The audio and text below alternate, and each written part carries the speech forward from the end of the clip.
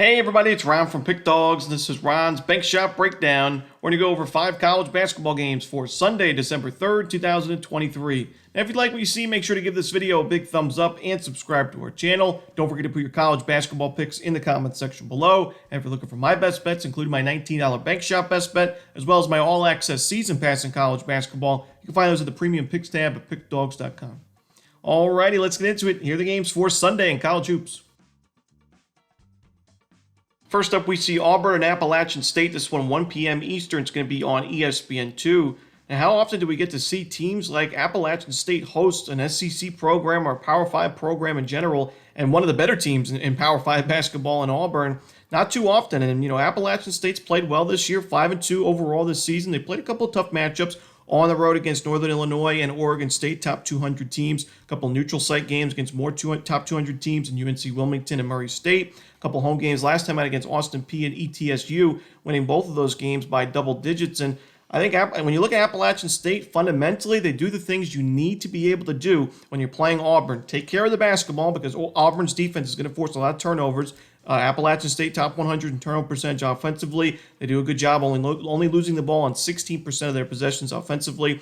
Also, you got to be able to take care of the defensive glass. Got to be a good defensive rebounding team. Auburn top 25 in the country in offensive rebounding. Basically, year after year, this team has some of the best front courts in college basketball, and they will use that front court to get a lot of second chance looks. But Appalachian State, top 50 in the country in defensive rebounding. They don't take too many fouls defensively. They have a very good two-point defense, which is also very important against an Auburn front court. So I think Appalachian State matches up pretty well with Auburn. I still think Auburn's a more talented team, the better team. But Appalachian State should be a really tough home court advantage for Auburn here. As, like I said, the Mountaineers, teams like Appalachian State in the Sun Belt don't get to host SEC teams often. So I'm going to look for Appalachian State to be competitive in this game. And I think they cover the number as the underdog. I don't know if they pull off the outright upset, but I honestly wouldn't be shocked to see that either. But just give me the points just in case with Appalachian State. Next up, we see Coppin State and Navy. This one's going to be 1:30 Eastern. It's going to be on ESPN+. Coppin State, their last game on Thursday night, we took them plus the points against UMBC. That was an outright winner for Coppin State. Their first W of the season, 89-70, an absolute blowout win for Coppin State. But I'm fading them in this spot. I don't like this spot. I think it's a letdown game for Coppin State, back on the road where they have not played well this year. And Navy just does the things, I think they're going to be able to take advantage of Coppin State's biggest weaknesses. One of those is turnovers offensively. Coppin State 327th in turnover percentage offensively, losing the ball on right around 22% of their possessions. Navy, like Coppin State, very aggressive defensive team. They force a lot of turnovers. I do think that's going to hurt Coppin State a lot more in this matchup. The other thing is Coppin State, one of the worst, if not the worst, defensive rebounding teams in college basketball this year. Navy is top 100 in offensive rebounding. So this may not be a great shooting team for Navy, but they're disciplined. They play fundamentally well, and they get those second chance looks. That should be enough to score enough points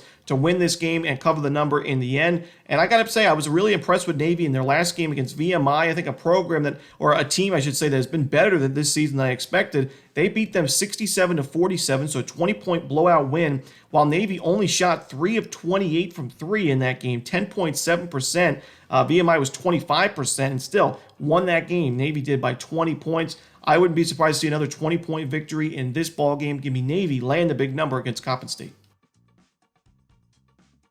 Next up, we see Louisville and Virginia Tech in the ACC. This one's going to be 4 p.m. Eastern on ACC Network. This looks to be a good bounce-back spot for Virginia Tech to earn a blowout win at home. The Hokies have struggled the last couple of games, but look at their opponents. They played a neutral site game and a road game, true road game, against Auburn and Florida Atlantic, 2 top 20 teams in KenPom. Yes, they were ugly games, and yes, they didn't cover the number, but Virginia Tech now has a spot against the weakest team in the ACC by far. They get to play them at home, and it's their conference opener. I think Virginia Tech wins this game in blowout fashion. Louisville, while they're 4-3 this season, you look at the strength of schedule, they played a couple of tough games, and in those, they played pretty well against Texas, 81-80, but we also saw them lose outright to Chattanooga. They barely beat UMBC, who just lost to Coppin State. They barely beat New Mexico State, who we've talked about this year, not one of my favorite teams to back, and they beat Bellarmine by 5 points, 73-68 at home.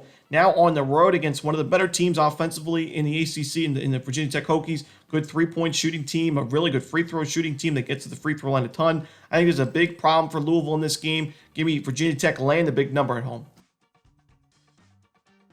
Next up, we see Eastern Kentucky and Western Kentucky. This one's going to be 5 p.m. Eastern. It's going to be on ESPN+. Now, Eastern Kentucky, they have a lot of experience. They bring back a lot of production from last year's team, and I do think their offense is better than what we've seen thus far shooting-wise. This team's struggling from the free throw line, from just in general, and effective field goal percentage, ranked 322nd. But their defense is really the concern I have. It's not a very good defense at all. 244th in adjusted defensive efficiency. They don't force turnovers. They're a very bad defensive rebounding team, and they have one of the worst three-point defenses in the country, giving up over 43% to opposing teams. Now, Western Kentucky, when you look at their numbers, they've been one of the worst three-point shooting teams this season offensively.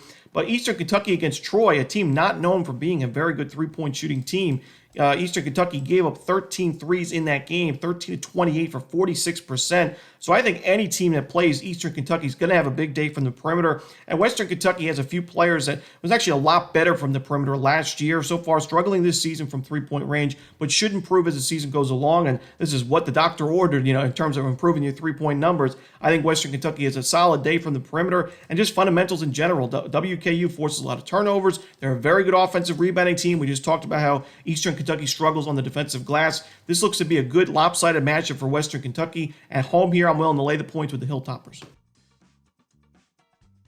Next up, we see the final game we're going to talk about for Sunday's card in college basketball. It's going to be Minnesota and Ohio State. This one's going to be 6:30 Eastern on the Big Ten Network. The conference opener for both of these teams, and I like the matchup for the Buckeyes, and this team's played really well as of late. We know they had the outright upset win against Alabama, 92-81 at the neutral site, but they've also just put together a 5-game win streak. They have some solid wins over decent teams in that mix, a game by 30 points at a neutral site against Santa Clara. And Minnesota, I think, is still the weakest team in the Big Ten this season. While they may have made some improvements this year compared to last year, I still don't love this team really on either side of the ball. And I think they've benefited from a weak schedule. This is their first true road game of the year. And B, they benefited from making a lot of low percentage shots at high percentage rates.